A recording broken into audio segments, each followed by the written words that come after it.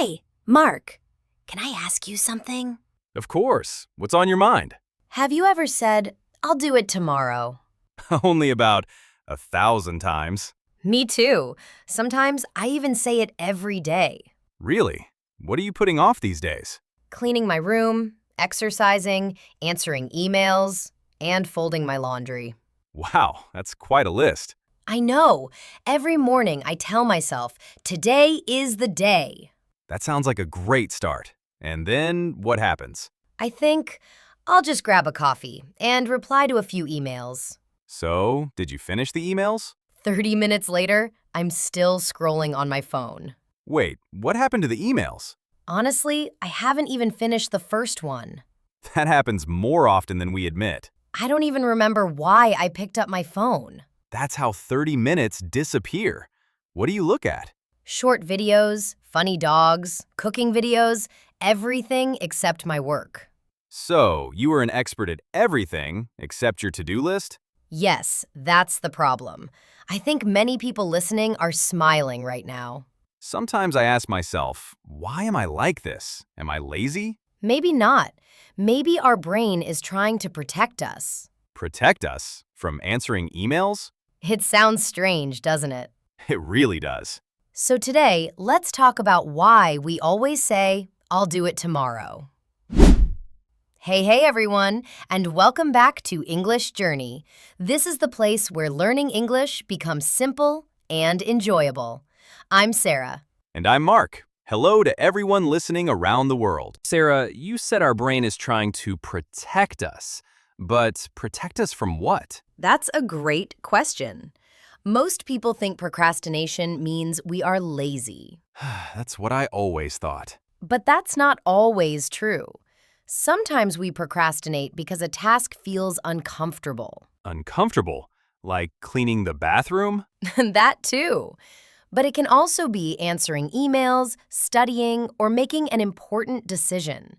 Sometimes it's not the task itself. Sometimes it's how we feel about the task. Like feeling stressed? Exactly. We might feel stressed, afraid of making mistakes, or worried that we won't do a good enough job. That sounds familiar.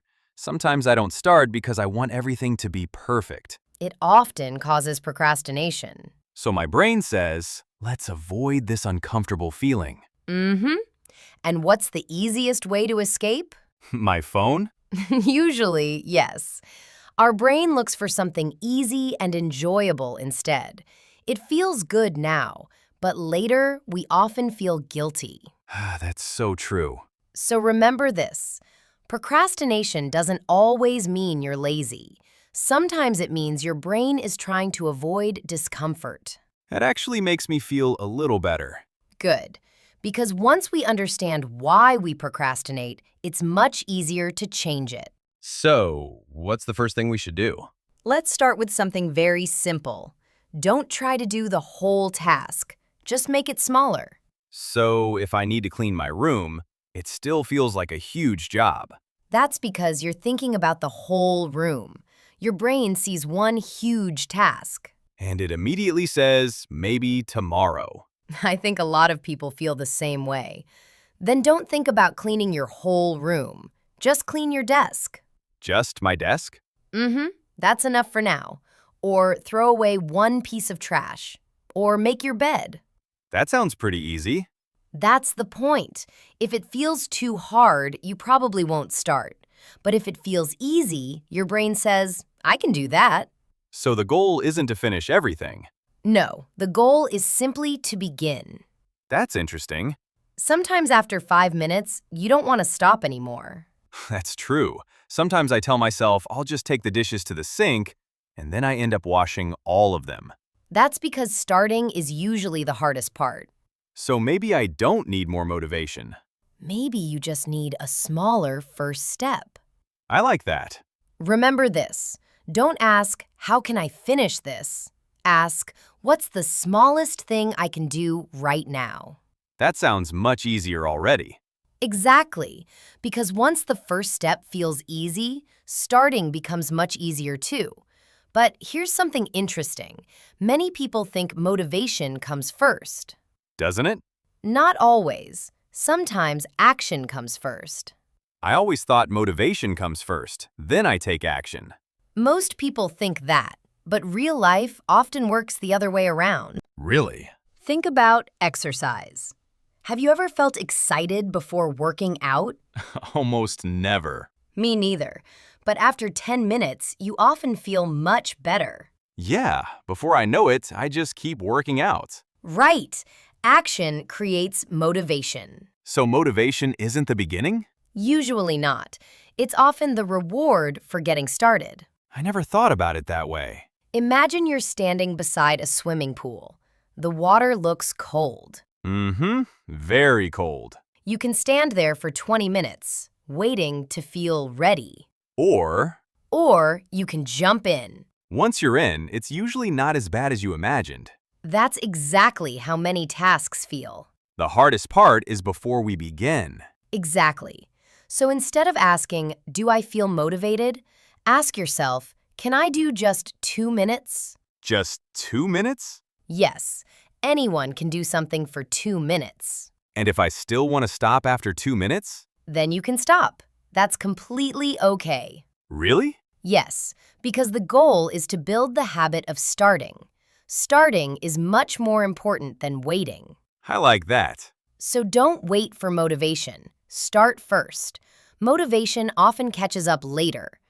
But there's one more thing that makes starting difficult. What's that? Sometimes the problem isn't you. It's your environment. What do you mean? Let me ask you something. Where is your phone right now? Right here. Right next to you? Of course. Is the screen facing up? Yes. And is it making little sounds every few minutes? How did you know? Because many of us do the same thing. Every little sound says, "Look at me." It's very hard to ignore. So true. Sometimes the problem isn't your self-control. It's the number of distractions around you. So what should we do? Make the good choice easier and make the bad choice a little harder. Can you give us an example? Sure. If you want to read more books, leave a book on your desk. Don't hide it in a drawer. Out of sight, out of mind. Right. If you want to exercise in the morning, put your workout clothes beside your bed. So I don't have to look for them. And if your phone distracts you, put it in another room. Another room? Even a few extra steps can make a difference. Our brain usually chooses what's easy. Including checking social media. Yes, so don't make your work harder than your phone. That makes a lot of sense. If your laptop is ready, your notebook is on the desk, and your phone is far away, starting becomes much easier. So success isn't only about willpower. Right. Sometimes it's about preparing your environment. I think I can do that today. Great. And there's one last trick that many people love. It only takes one timer. A timer? How can a timer help? More than you might think. Set a timer for 25 minutes. Focus on just one task. When the timer rings, take a short break. Our brain likes clear finish lines. I never thought about it that way. If you tell yourself, I have to study all afternoon, your brain may want to escape. Mine definitely would. Mine too. But if you say, just 25 minutes, it feels much easier. So we're making the task smaller again. That's why this method works for many people. What if I finish before the timer? That's wonderful. You can stop or keep going if you want. And what if I'm really focused? Then keep going. The timer is there to help you start, not to stop you. I think I could do that. Remember, you don't have to be perfect. You just have to begin. So today, maybe I won't say, I'll do it tomorrow.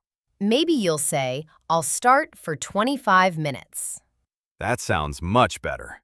Small steps may look tiny today, but they can lead to big changes tomorrow. I think that's something all of us need to remember. Today was really interesting.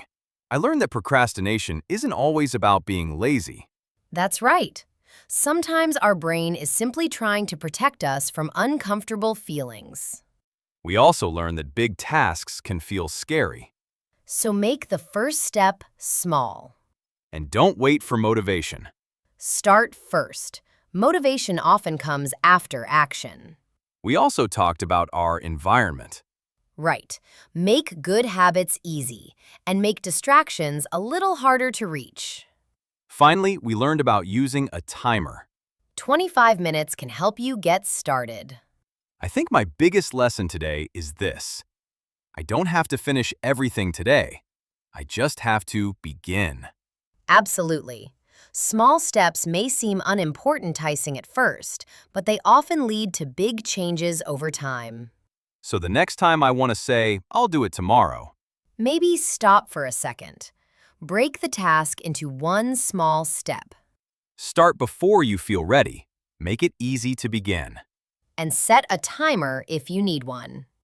Maybe tomorrow doesn't need to be tomorrow anymore. Maybe today is enough, even if it's only one small step.